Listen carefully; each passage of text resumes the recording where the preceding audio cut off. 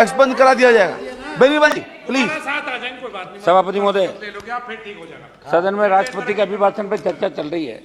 सभापति महोदय, दुर्भाग्य इस बात का कि हमारे जैसे जो नए सांसद जीत के आए, लोकसभा का बहुत बड़ा क्रेज था हमारे मन में, विधायक थे हम लोग कि हम लोकसभा के अंदर जाएंगे तो ये होगा वो होगा, लेकिन जो आज हालात हमने देखे, जिस तरह विपक्ष के लोग हमारे चित्तौड़ के सांसद बोल रहे थे, उन पर हमला करने के लिए सीट तक आ गए, ये नज़ारा भी हमने देखा।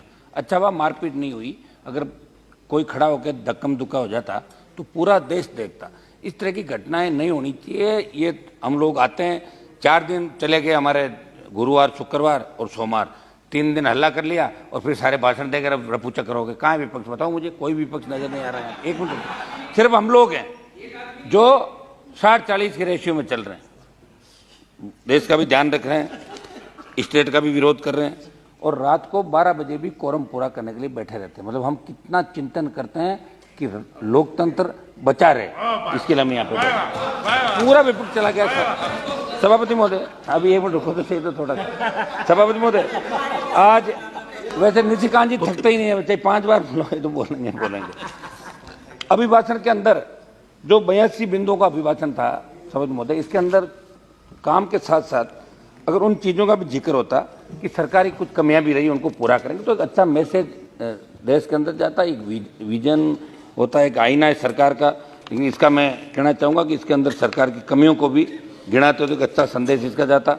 अभिभाषण के अंदर आज़ादी के 75 वर्ष पूरे करने, आज़ादी के अमृतकाल में प्रवेश, महामहिम ने हम सबके और देश के प्रत्येक नागरिक को प्रतिबद्ध किया।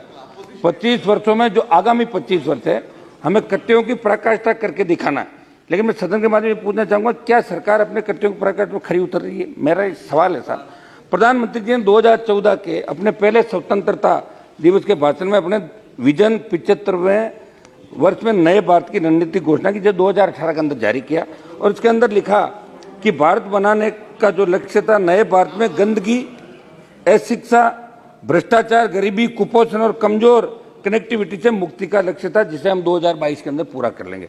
लेकिन अभी तक 2022 के अंदर जो आपका वादा था वो पूरा नहीं हुआ, और कई चीजें जो लक्ष्य थे जो पूरे नहीं हुए, देश के रिकॉर्ड से ही गायब है। ये सवालों के जवाब के अंदर आप देते, जनता इससे कई पर्सन इस बात को लेकर पूछती है। सभापति महोदय, दलित राष्ट्रीय अपराध रिकॉर्ड ब्यूरो की नवीनतम उपलब्ध रिपोर्ट में 2021 में अनुसूचित जातियों के खिलाफ अत्याचार के 50,900 मामले, अनुसूचित जनजातियों के खिलाफ अत्याचार के 8,802 मामले दर्ज किए। और भले ही 2022 का डाटा आज तक उपलब्ध नहीं है, यकीन है कि महीने दर महीने हमले बढ़े ही होंगे।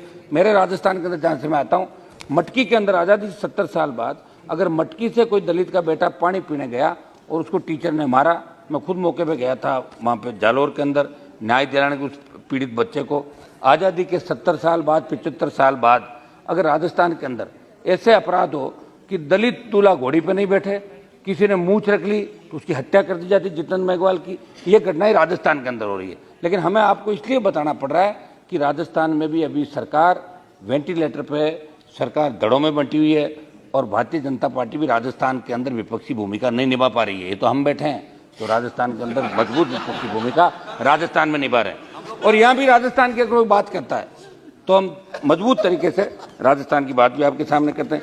सभापति महोदय, गरीबी जनवरी 2023 में ऑक्सफैम इंडिया ने दावोस में 2023 वर्ल्ड इकोनॉमिक फोरम के, अभी आप ही हमारे बालियान जी पूछेंगे इतने आंकड़े कहाँ से लाए, मैं पढ़ता रहता हूँ साहब, तो मेरी बात तो सुनिए, एक मिनट रुको, मैं मुझे डिस्टर्ब मत करो प्लीज आप, है ना। फोरम के उद्घाटन एक report survival of the richest the India story जारी की, जो भारत की एक बहुत ही निरंजन तस्वीर पेश करती है। ये रिपोर्ट बताती है कि 12 से 21 तक भारत में बनाई गई संपत्ति का 40% सिर्फ 1% आबादी के पास गया। केवल 3% धन नीचे के 50% लोगों के पास गया। जो भारतीय गरीब है, उन गरीब भारतीयों की संख्या जो भूखे सोते हैं, 2018 में 190 मिलियन से बढ़कर 2022 में 350 मिलियन हो गई। केंद्र सरकार ने खुद सितंबर 2022 में सुप्रीम कोर्ट को प्रस्तुत किया कि व्यापक भूखमरी के कारण 5 साल से कम उम्र के बच्चों में 65% मौतें हो रही है। मैं ये नहीं कह रहा हूँ कि आपने किया, 50 साल कांग्रेस ने भी राज किया, और जब उनको पता था कि अभी तीसरे मोर्चे के लोग बोल रहे हैं तो हमें कोसेंगे चले गए छोड़ के सदन। मैं कांग्रेस पे भी आरोप लगा रहा हूँ इसके अंदर, और मैं उम्मीद करता हूँ कि जवान और किसानों ने प्रधानमंत्री जी को सत्ता के शिखर पर बिठाया, दूसरा चांस है। तो ये बात आपके सामने रखनी जरूरी भी है कि क्या कारण रहे कि हम हमारे वादे पूरे नहीं कर पा रहे। अक्टूबर 2022 में विश्व बैंक ने गरीबी और साझा समृद्धि रिपोर्ट जारी की, जिसमें निष्कर्ष निकाला वैश्विक स्तर पर 7 करोड़ लोग जो उस वर्ष महामारी के कारण हुए आर्थिक नुकसान के कारण गरीब हो गए, उनमें से 5.6 करोड़ भारतीय थे। ये भी निराशाजनक है। भारत सरकार ने गरीबी पर डेटा प्रकाशित करना बंद कर दिया। वास्तव में भारत में गरीबी पर अंतिम आधिकारिक डेटा NSSO द्वारा 2011-12 का है। मजदूर समझ मुद्दे, महात्मा गांधी जो नरेगा योजना है 2022 में 100 दिनों का काम पाने वाले लोगों की संख्या 2018 के बाद सबसे कम रही। केवल 0.77 मिलियन लोगों को अनिवार्य रूप से काम मिला। केंद्र सरकार लगातार दूसरे साल अधिनियम के तहत वेतन में देरी की, औसतन 10% लोगों को मांग अनुरूप रोजगार उनका भुगतान भी नहीं दिया जा रहा है। मनरेगा ग्रामीण अर्थव्यवस्था को गति देने वाला प्रमुख औजार है। खासतौर से भूमिहीन श्रमिकों और सीमांत किसानों के लिए एक बड़ा सपोर्ट सिस्टम है। मांग के बावजूद इस बार नरेगा के बजट में जो कटौती हुई है उसका खामियाजा भी गांव के गरीब किसान को भुगतना पड़ेगा। समझ महोदय, किसान के मामले को लेकर देश के अंदर आंदोलन भी हुए, तीनों कृषि बिल वापस भी लिया आप लोगों ने। और उस समय जो बात हुई थी यहाँ पे, इसमें राजस्थान की सरकार, मैं राजस्थान की बात करूंगा जहां राहुल गांधी जाते हैं संपूर्ण 10 दिन में कर्ज माफी की बात करते हैं, लेकिन 10 दिन निकल गए। कांग्रेस ने चुनाव से पूर्व संपूर्ण कर्ज माफी की बात की, हमारे बीजेपी के नेताओं ने राजस्थान के अंदर बात करी। और चूंकि कर्ज माफी की उम्मीद किसान इसलिए भी करा कि मोदी जी से उम्मीद जगी लोगों को, इन्होंने हिंदुस्तान को जगह हम कुछ करेंगे, कांग्रेस नहीं कर पाई। जब पूरे देश का किसान आपकी तरफ देख रहा है, किसान आंदोलन में समझौते के दौरान समर्थन मूल्य पर खरीद का गारंटी कानून बनाने से जिन विषयों पर सार्थक बात की उन पर आज तक खरा नहीं उतर पाई दिल्ली की सरकार। किसान आंदोलन के दौरान सादत देने वाले किसानों का आर्थिक को जब मैंने आर्थिक पैकेज देने की बात कही तो कृषि मंत्री जी ने जो लोकसभा के जवाब में मुझे बताया कि ये तो राज्य सरकारों का विषय, MSP के दायरे में आने वाली फसलों की खरीद भी जिम्मेदारी के अंदर की कारण समय पर शुरू नहीं हो पाती। सब राजस्थान में एक 2 मिनट का टाइम दें सर, शपथ जी। राजस्थान में कांग्रेस की वादा खिलाफी और भाजपा द्वारा विपक्षी भूमिका नहीं निभाना इस ओर इंगित कर रहा है कि राजस्थान में भाजपा और कांग्रेस मिले हुए हैं। मेरी सदन के माध्यम से सरकार से मांग है कि राजस्थान सहित देश के किसानों को संपूर्ण कर्ज माफी विस्तृत रोड मैप बनाने की जरूरत है। समझ में 2-3 मेरे जो स्टेट के मामले में उठा लेता हूँ।